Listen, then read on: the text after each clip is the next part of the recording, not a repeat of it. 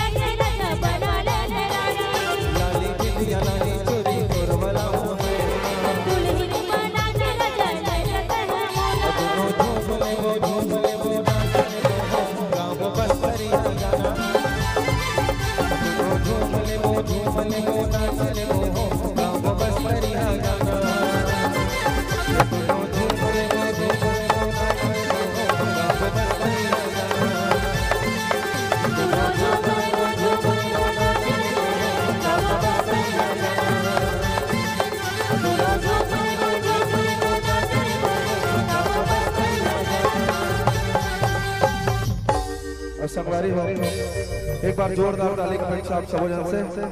और ये कार्यक्रम जो आपके गांव में हुआ थे YouTube में लाइव चला थे।